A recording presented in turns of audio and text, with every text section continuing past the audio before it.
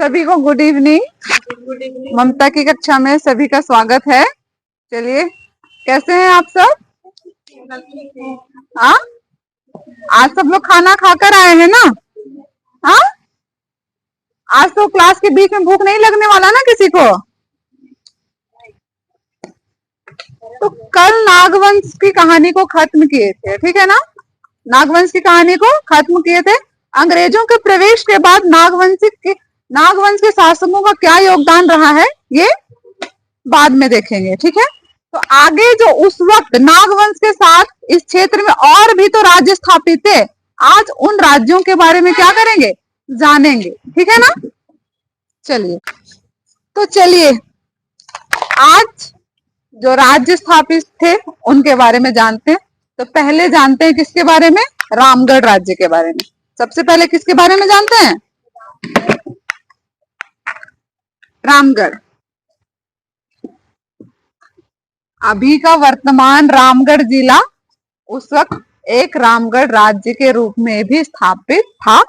हम उसी रामगढ़ राज्य के बारे में आज जानेंगे।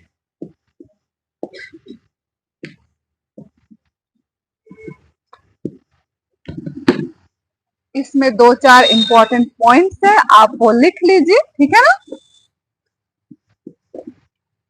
इस रामगढ़ राज्य की स्थापना किसने की थी?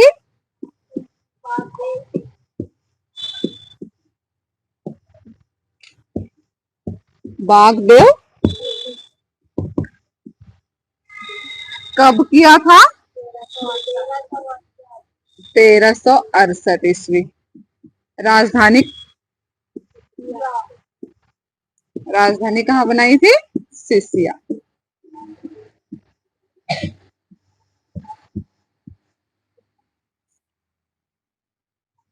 रामगढ़ राज्य की स्थापना किसने की? बागदेव सिंह ने। राजधानी क्या की थी? सिसिया। रामगढ़ राज्य की स्थापना कब हुई थी? 1368 ईस्वी में। ये नोट कर लीजिए।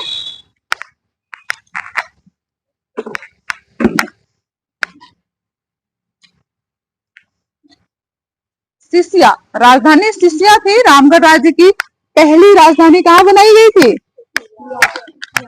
सिसिया से बदलकर फिर कहाँ कर दी गई थी? उर्दा।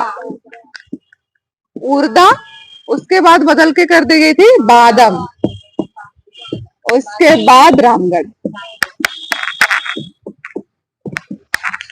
तो कभी आपको प्रश्न में रामगढ़ राज्य की राजधानी को क्रमबद्ध सजाने के लिए कहा जाए, इस तरह का पूछा गया क्वेश्चन रहे, तो सबसे पहले रामगढ़ राज्य की पहली राजधानी के रूप में किसे बनाई गई थी? सिसिया। उसके बाद उर्दा, फिर बादम, फिर रामगढ़। हो गया?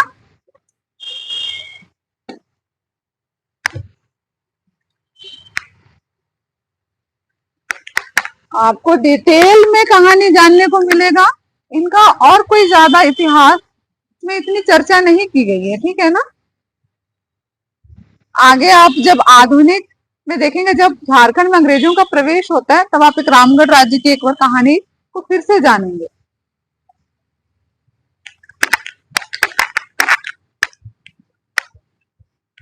तो इन राज्यों का मध्यकाल तक क्या इतिहास रहा है, अभी हम वही जान रहे हैं। उसके बाद एक राज्य था खड़गडिहा।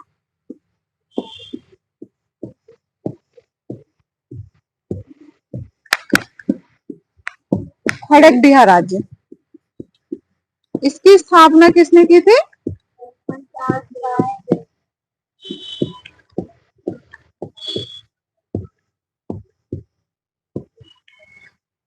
कब?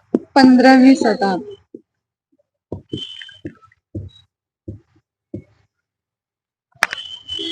खड़गडिहा राज्य की स्थापना हंसराज देव ने की थी। कब की थी? 15वीं सदी में।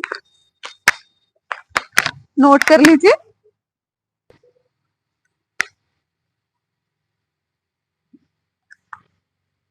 हो गया?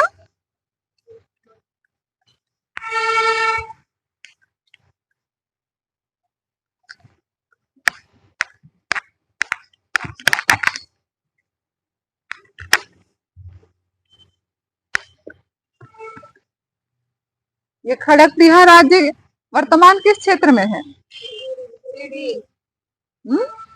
गिरिडीह की हजारीबाग।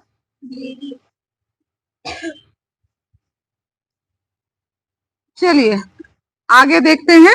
मानभूम में कौन सा राज्य था? पंचेत। मानभूम क्षेत्र में कौन था?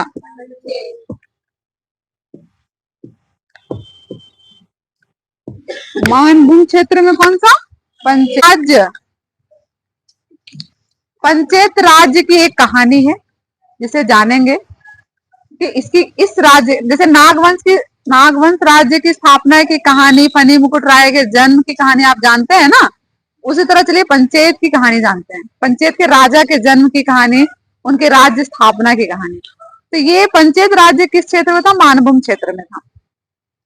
तो कहानी ऐसे शुरू होती है कि काशीपुर के राजा थे, काशीपुर के राजा जिनका नाम था अनित लाल।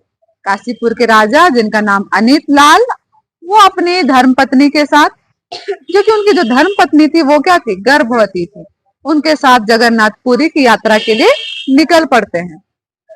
और जब वो अपनी यात्रा पर होते हैं तब ये पंचेत जो पंचेत राज्य कहलाया, उस क्षेत्र से जब वो होकर गुजर रहे थे, उनकी पत्नी को एक पुत्र की क्या होती है? प्राप्ति, यानी कि उनका प्रसव होता है और बच्चे का जन्म होता है, एक पुत्र का जन्म होता है। तो एक कथा यह प्रचलित है कि यात्रा में वो बच्चा बाधा पड़ेगा, इसलिए वो राजा और रानी क्या करते हैं? उस बच्चे को वहीं छोड़कर अपनी यात्रा में आगे चल पड़ते हैं। एक कथा तो यह प्रचलित है। और दूसरी कथा यह है कि राजा अनित लाल और उनकी धर्मपत्नी उस बच्चे को छोड़कर नहीं जाते हैं। वह क्या होता है? वो हाथी पर क्या कर रहे थे? अपनी यात्रा हाथी की सवारी पर वो अपनी यात्रा पूरी कर रहे थे। तो उस पर से क्या करता है? वो बच्चा गिर जाता है और राजा और रानी को ऐसा लगता है कि उस बच्चे की क्या हो गई है? मौत हो गई है। उस बच्चे की क्या हो गई है? मौत हो गई। और यह सोचकर वो क्या करते हैं? आगे बढ़ जाते हैं। एक कहानी यह है। तो जब वो बच्चा मतलब वो तो वही छूट गया और उस बच्चे को कपिला गाय, कपिला पहाड़ का नाम, ठीक है ना, कपिला पहाड़ में रहने वाली एक गाय थी। वो क्या करती है? उस बच्चे को अपना दूध पिलाती है और वो रेगुलर ही उसको क्या करती है? रोज ही आकर उसको दूध पिलाती थी। उसका पालन पोषण तो एक तरह से कपिला गाय ही थी। और फिर जब वो बच्चा बड़ा होता है तो स्थानीय लोग क्या करते हैं? उसको राजा घोषित करते हैं। उसके लिए पंचेतगढ़ किला का निर्माण करता है। और ऐसा कहा जाता है कि उसे चूंकि 5 राजाओं ने मिलकर चुना था, इसलिए इस राज्य का नाम क्या पड़ गया? पंचेत। और कपिला गाय ने उस बच्चे का लालन पालन किया गया था, इसलिए पंचेत राज्य का राज चिन्ह क्या था? कपिला गाय का पूंछ। पंचेत राज्य का राज चिन्ह क्या था? कपिला गाय का पूंछ। गोमुखी राजा, पंचेत का राजा को क्या कहा गया? गोमुखी राजा। और एक और नाम से जाना गया, चंवरबद राजा। तो ये कहानी आप जाने पंचेत राज्य के बारे में।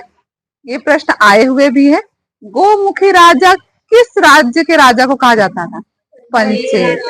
चंवरबद पंचेत। किस राज्य का राज चिन्ह कपिला गाय का पूंछ है? क्लियर हो गए? कहानी सबको अच्छे से पता चल गई? सभी ने अपने कॉपी में ये सारी पॉइंट्स को नोट कर लिया ना कि गोमुखी राजा किसे कहा गया? पंचेत। कपिला गाय का पूंछ को राज चिन्ह किसने बनाया? पंचेत राज्य ने। और चंवरबद राजा कौन कहलाए? पंचेत राज्य के राजा। क्लियर हो गया? अभी तक हमने रामगढ़, खड़गडिहा और पंचेत राज्य की स्थापना की कहानी हमने देख ली। अब सिंहभूम, सिंहभूम क्षेत्र में कौन सा वंश शासन कर रहा था? सिंहवंश। सिंहभूम क्षेत्र में कौन सा वंश शासन कर रहा था? सिंहवंश। तो सिंहवंश में जो है वो 2 शाखा में स्थापित हुए थे। पहली शाखा स्थापना की थी किसने? काशीनाथ सिंह ने। सिंहवंश 2 शाखा में स्थापित हुए थे। पहली शाखा की स्थापना काशीनाथ सिंह ने की थी और दूसरा दर्प नारायण सिंह, दर्प नारायण सिंह ने। ये क्लियर हो गया। आप जानते हैं पलामू क्षेत्र में किस वन शासन कर रहे थे? रक्सेल। कौन कर रहे थे? रक्सेल। अब किसको जानेंगे? रक्सेल।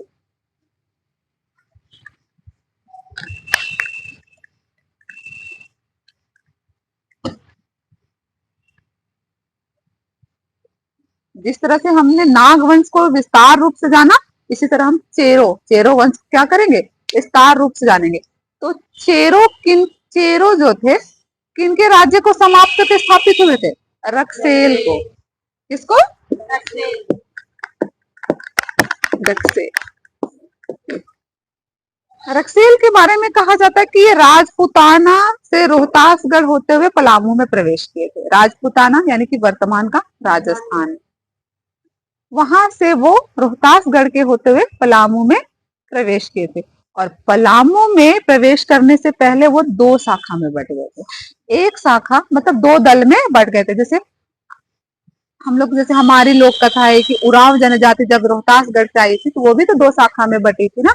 एक जो थी वो सोन नदी को पार करके पलामू फिर छतरनागपुर क्षेत्र में बसी, और एक है गंगा नदी के किनारे किनारे जाके राजमहल के पहाड़ी क्षेत्र में बसी ना। इसी प्रकार राजपूताना यानी कि वर्तमान राजस्थान से होकर जब रक्सेल वंश के वंशज जब आए तो वो पलामू में प्रवेश करने से पहले दो शाखा में बटे थे।